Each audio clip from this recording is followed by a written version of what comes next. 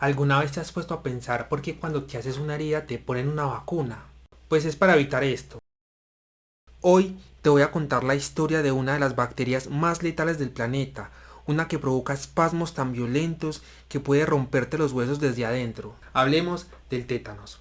El tétanos es una enfermedad que se caracteriza por dar espasmos musculares, y si alguna vez te ha dado uno muy prolongado, muy largo, o te haya despertado a mitad de la noche, sabrás lo molesto que es y lo doloroso que puede llegar a ser.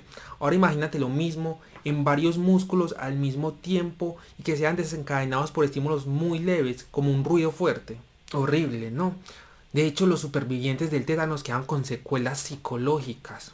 Quien nos causa el tétanos es el Clostridium tetani, una bacteria que podemos encontrar en la tierra abonada, también en el tracto gastrointestinal y en las heces de muchos tipos de animales. Además, algo interesante pero que no es bueno para nosotros es que esta bacteria es capaz de producir una espora. Esta espora es sumamente resistente a varios desinfectantes, al alcohol, a altas temperaturas, al formol, y es capaz de seguir generando infección de forma indefinida, por lo que es muy probable que esté presente en muchos de los objetos con los que te hagas heridas, y no solo en objetos oxidados como la gente piensa.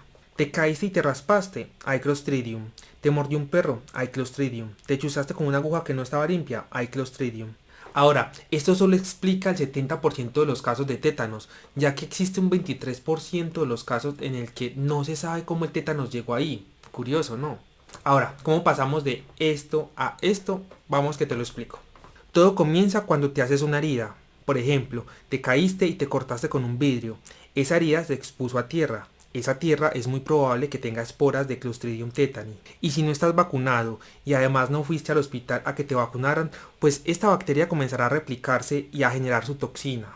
Que ojito, también hay que tener en cuenta que no todas las bacterias Clostridium tetani tienen la capacidad de producir la toxina. ¿Esto de qué va a depender? De si tienen el fragmento genético que llamaremos plásmido para producir la toxina. Esa toxina estará por la sangre y los tejidos hasta que logre entrar en una célula nerviosa motora. Una vez allí, en la célula nerviosa motora, utilizará su estructura para ir viajando de forma retrógrada hacia el sistema nervioso central, lo cual tardará entre 3 y 21 días. Cuando alcanza la médula espinal y el tronco encefálico, va a ir específicamente a las neuronas inhibitorias como las interneuronas GABAérgicas y glicinérgicas, que como su nombre lo indica, su función es inhibir, apagar, disminuir la transmisión de impulsos nerviosos. Para entender cómo el tétanos ocasiona todo este problema hay que entender algo muy básico, y es cómo se comunican las neuronas. Las neuronas se comunican de dos formas, una eléctrica y una química mediante la liberación de neurotransmisores. Vamos a concentrarnos en esta segunda.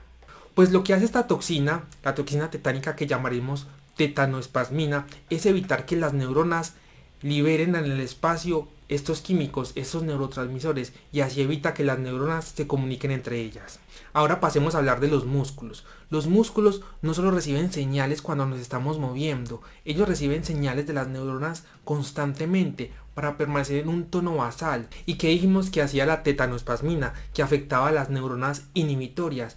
¿Qué significa esto? Que van a llegar muchas señales a estos músculos, haciendo que su tono empiece a aumentar y empieza a aparecer algo que se llama rigidez. Y no solo eso, ya que al no haber algo que inhiba la respuesta ante los estímulos externos, empiezan a haber espasmos musculares. No sé si alguna vez te han sacado o has visto que han sacado un reflejo osteotendinoso, que es cuando te pegan con un martillito, por ejemplo, en la rodilla y tu pierna se mueve. Pues esto es un movimiento reflejo. Ahora imagina lo mismo, pero en varios músculos y por estímulos tan pequeños como un ruido o la luz. Los síntomas usualmente comienzan por la cabeza y van descendiendo hacia los pies. Entonces puede empezar con esto, llamado risa sardónica, y se debe a la contracción de los músculos alrededor de los labios. También puede verse trismus, que es la incapacidad para abrir la boca, y esto se debe a la contracción sostenida de los maceteros, que es estos músculos que tenemos aquí a los costados de la cara, y los puedes sentir si aprieta los dientes. Además, habrán espasmos, como ya hemos dicho, y en ocasiones estos espasmos serán graves y ocurrirán en todo el cuerpo, lo que ocasiona posturas extrañas, la más característica el opistótonos. La cuestión es que el paciente no pierde su estado de conciencia y tampoco pierde la capacidad de sentir dolor, por lo que solo podemos imaginar todo el dolor y el sufrimiento que puede estar soportando esta persona. Algo que también puede ocurrir, pero es más raro, son las fracturas. Una forma es que el tendón, que es la parte del músculo que está pegada al hueso, se contraiga de tal forma que puede desprender un pedazo del hueso. o simplemente que el hueso se aplaste por toda la fuerza ejercida por la contracción muscular. Ahora, los músculos no son solo estos que nos permiten movernos, también tenemos otros músculos por dentro, por ejemplo, los de la vía respiratoria. La vía respiratoria por donde pasa el aire que respiramos es simplemente un tubo. ¿Y qué pasa si un tubo se cierra? Pues que no va a pasar el aire. ¿Y qué pasa si no pasa el aire? Pues que hacemos la morición. Y esta es la principal causa de muerte de las personas que sufren de tétanos. Y la segunda causa es la inestabilidad cardiovascular. ¿Y a qué me refiero con esto? Vamos a explicar esto como para tontos, como para gente como yo. Resulta que en nuestro cuerpo tenemos la sangre. La sangre es un fluido que lleva los nutrientes a todas las partes del cuerpo. Esto se logra bombeándola con el corazón. Así, a través de un sistema de tuberías que llamamos arterias, llega a las del cuerpo. Ahora, ¿qué pasa si el corazón no late? Pues que no va a bombear sangre. ¿O qué pasa si estas tuberías, estas arterias se cierran o se abren mucho? La presión va a subir o va a bajar, haciendo que no llegue la sangre adecuadamente a los tejidos. Tanto la cantidad de latidos como qué tan abiertas o cerradas están esas arterias, todo esto está regulado por el sistema nervioso autónomo. Este sistema también se ve afectado durante el tétanos debido a la incapacidad de inhibir la liberación de catecolaminas por las glándulas suprarrenales. ¿Pero qué me estás contando? ¿Esto cada vez se complica más? Nah, no es para tanto. Las catecolaminas son químicos que liberan las glándulas suprarrenales en respuesta a algunos estímulos. Estas son las glándulas suprarrenales, que están suprarrenales. Al liberar estos químicos aumentan la actividad del sistema autónomo, lo que provocará aumentos de la presión y aumentos de la frecuencia cardíaca. Sin embargo, también se ha visto que el tétanos puede causar bradicardia e hipotensión. Por esto es muy complejo estabilizar a estas personas. Supongamos que la persona tiene una presión alta, entonces le pones un medicamento para bajar la presión, pero resulta ahora que el cuerpo decide bajar la presión, pero tú le habías puesto un medicamento para bajar la presión. Eso quiere decir que la presión va a bajar demasiado y ahora vas a tener que ponerle algo para aumentar la presión, pero entonces la presión puede subir de más. Es un juego de sube y baja. Y ya que estamos hablando de medicamentos, hablemos del tratamiento. Sabemos muy poco del proceso de recuperación del tétanos. Al parecer, la unión entre la toxina y su receptor es irreversible. Lo que se cree que pasa, y eso se extrapola de estudios con la toxina botulínica, es que 1. La toxina pueda ser degradada en este sitio de acción y 2. Que las neuronas creen nuevas terminaciones nerviosas por donde puedan liberar estos neurotransmisores. Este proceso de recuperación tardará entre 4 a 6 semanas. Pero, ¿qué hacemos durante estas semanas? Porque no podemos sentarnos simplemente a esperar sin hacer nada porque la persona moriría. Una opción, por ejemplo, es ponerle algo a la persona, algo que se una solo a la toxina y la destruya. ¿Cómo haríamos eso? Podríamos aplicarle inmunoglobulina antitetánica, pero esto debe hacerse rápido, ya que esta funcionará solo en el torrente sanguíneo.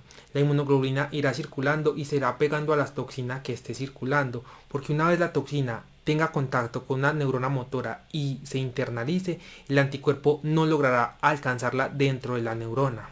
Adicionalmente, a estas personas también se les debe vacunar aunque ya hayan sufrido de tétanos, porque la toxina es incapaz de generar inmunidad a largo plazo.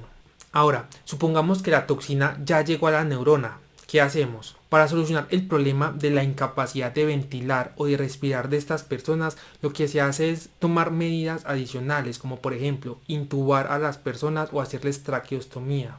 Esto permite aliviar las obstrucciones y permitir que una máquina sea la que te ventile. En cuanto a los espasmos y la rigidez, una de las primeras medidas es mantener a estas personas en entornos tranquilos, silenciosos, porque ya dijimos que los ruidos y la luz pueden desencadenar estos episodios.